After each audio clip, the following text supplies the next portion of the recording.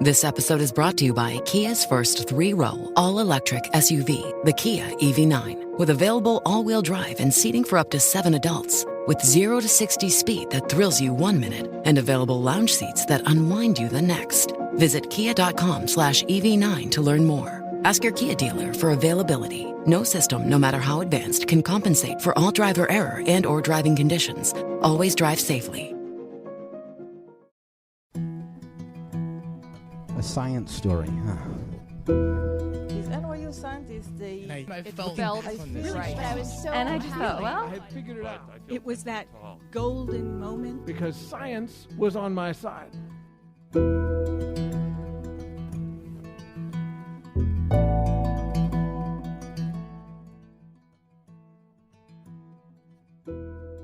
Hi everyone, I'm Ben Lilly, and welcome to the Story Collider, where we bring you true stories of how science has affected people's lives. This week's story is from Greg Walloch. This story was part of our Medical Misadventures show, and something that you won't see, because this is a podcast and you can't see anything, but that you do need to know for this story. Greg walks with 2 crutches and was standing with both of them on the stage as he told the story. The story was recorded in July 2012 at Union Hall in Brooklyn.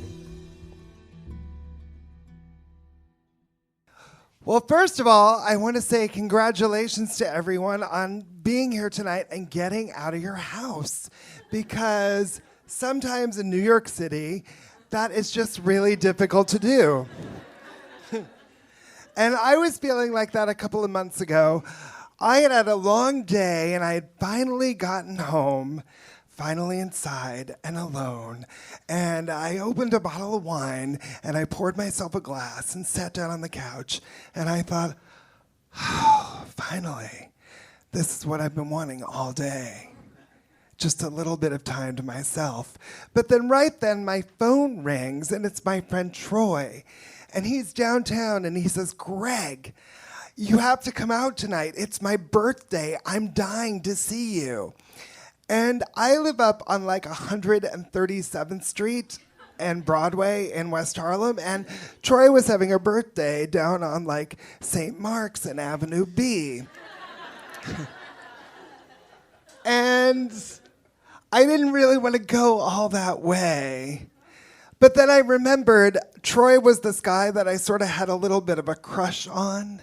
So my horniness kind of welled up in me. And I got up off the couch. And isn't it funny how it becomes a lot easier to get out of the house if you think you might get lucky? So I got on the subway and I went downtown to see Troy for his birthday. And when I got there, it was a bar down on Avenue B. When I got there, his face lit up, and he said, oh my God, Greg, I've been dying to see you. I'm so glad you came. There's this guy over at the bar that I really like, and I don't know what to say to him, and you always have such excellent advice. And I think, all right. But I don't really say anything out loud. I just kind of switch gears, and I decide to be a good friend. And I say, Troy, you know, listen, life is short. And if you like the guy, you should just go talk to him. And I send him on his way. And suddenly, I'm playing the Janine Garofalo part.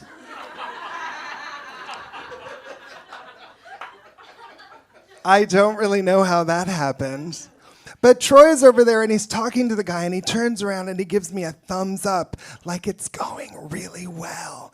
And I'm thinking, oh, great. So I sit at the bar, and I have a few drinks. And then eventually, I just decide to go. And when I walk out onto Avenue B, it's about 12:30 at night now, and I look over, and I notice that the gate to Tompkins Square Park is open. And I don't know what came over me, because I know back in the day you wouldn't really go into Tompkins Square Park late at night, but I just decided to walk through, you know, to take a shortcut over to Avenue A, mostly to go to San Loco because I was starving. And I walk into the park, and I get inside, and I look around, and I notice there's nobody else there I'm all alone. And I'm in the middle, and I'm thinking, wow, this is really amazing. Right now, I'm in the middle of this gigantic city, but I'm all alone. Solitude. It's amazing. And then I get over to the Avenue A side, and this really weird thing happens, you guys. When I get to the Avenue A side, the gate is closed. And I'm thinking, that is sort of weird. That doesn't make any sense. Why would the Avenue B gate be open, but then the Avenue A gate be closed? And then I look around to all the little side gates, and those are also closed. And you know, for most people, it's not a big deal. The gates are only about as tall as this mic stand. They would just jump over and be on their way. But because of my medical condition, cerebral palsy, I walk on crutches. That is preventing that from happening. I can't exactly jump over the gate. So it just dawns on me that I guess I'll have to turn around and go back to where I came in. And I turn around and start to walk back, and you know, solitude, it's not that great a second time.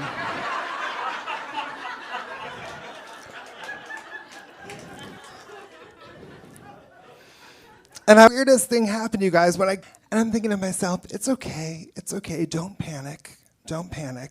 But I look around, and all the side gates on the Avenue B side were also closed. And I reach in my bag for my iPhone, which is dead, like they always are. And suddenly it dawns on me, holy fuck, I am locked in Tompkins Square Park. And then I think, well, you know, it's pretty late at night, and they have to open the gate at some time the next morning, right? So I think it's warm out. Maybe I could just sit on a bench and wait, and someone will come by and open up the gate. But then I think, no, that is like homeless crazy talk. I have to get out of here. I think that's how it happens sometimes. You're outside, you're like, I can totally deal. I don't even need a place. So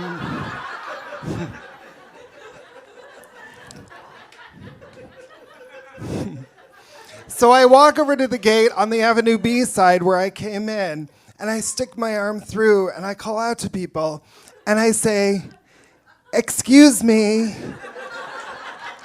Excuse me. And they say, no.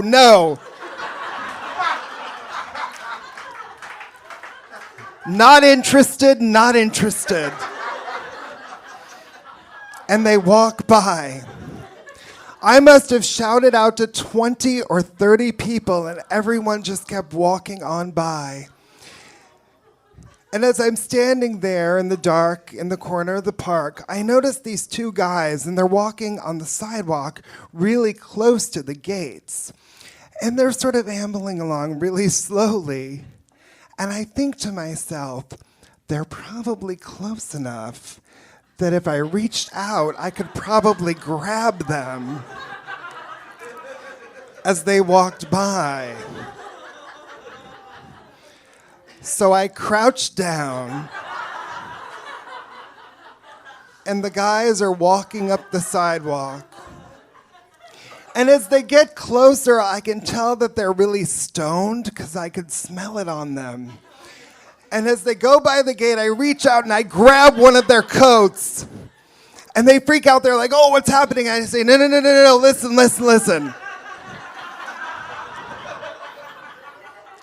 My name is Greg Walloch. I walked in the park on the Avenue B side. The gate was open. I walked all the way through. When I got to Avenue A, the gate was closed.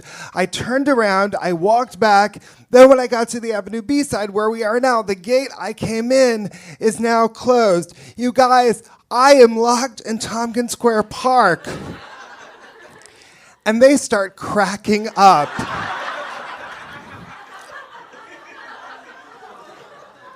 And they say, oh my God, man, that is the funniest fucking thing I have ever heard. How are you gonna get out of there? And I said, I was hoping you could help me out with that. And they said, okay, listen, don't panic. Here's what we're gonna do. We're gonna shove our hands through the gate and lock them together, and then you're gonna like put your feet on them, and we'll just sort of throw you up over the top of the gate. Now, I know this isn't going to work, but I'm pretty game, and it's exactly the kind of idea two guys might have when they're really stoned, right? So they put their hands through the gate, and then they lock them together, and then I just take 1 foot, and I barely put half my weight on it, and they're shaking, and then the guy goes, "Oh my God, man, you are a lot heavier than you look." Which is when I cry a single tear.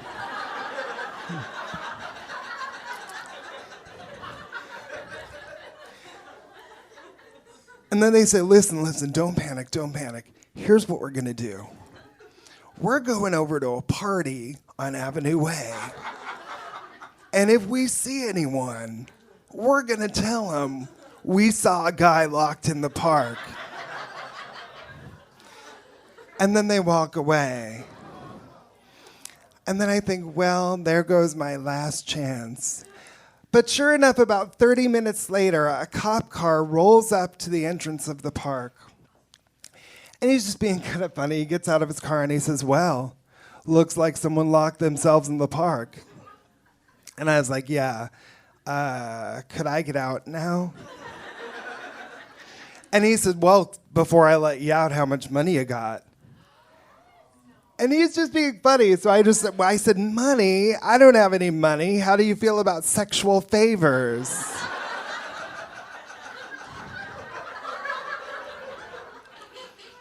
And then he gets really quiet.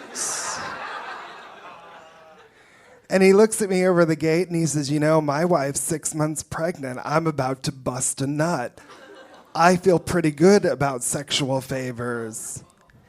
Then it dawns on me that I've offered a horny cop sexual favors in the corner of Tompkins Square Park after dark.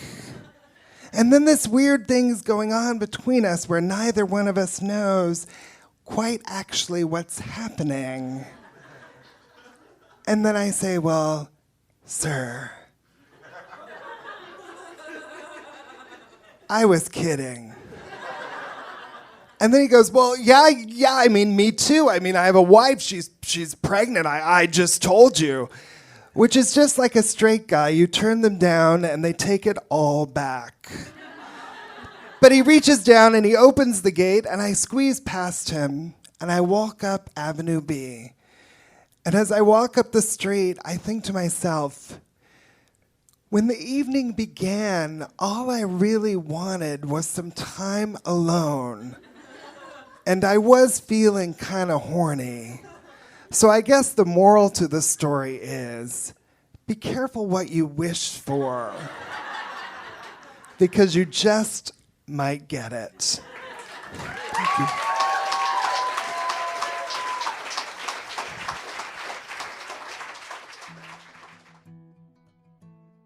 That was Greg Walloch. Greg's acclaimed solo show has played everywhere from the Mardi Gras in Sydney, Australia, to Castle of Imagination, a performance festival in Poland. He's appeared on everything from The Howard Stern Show to Kurt Anderson's Studio 360. Greg is currently appearing with The Moth in USA Network's Characters Unite national tour. For more science stories, take a look at storycollider.org, where we have our magazine, archives of the podcast, and upcoming events. Speaking of upcoming events, we just posted a bunch of shows for the fall, with a few more to come. If you're in New York City, Boston, or London, take a look. We'll be there soon. The Story Collider is produced by me, Brian Wecht, and Aaron Barker. The podcast is produced by Rose Eveleth. Additional help from Brooke Williams, Lena Groger, Josh McCall, and Rafaela Benin. The theme music is by Ghost. Special thanks to Union Hall for hosting the show, and to me for never walking through Tompkins Square Park late at night. Thanks for listening.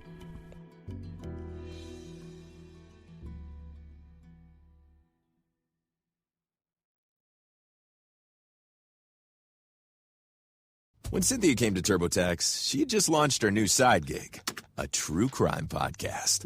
I'm a first-rate detective with a golden voice. As her TurboTax expert, I made her second income count by guaranteeing 100% accurate filing and her maximum refund. What did she do with that refund? Find out next week. Switch to Intuit TurboTax and make your moves count. See guarantee details at turbotax.com/guarantees. Experts only available with TurboTax Live.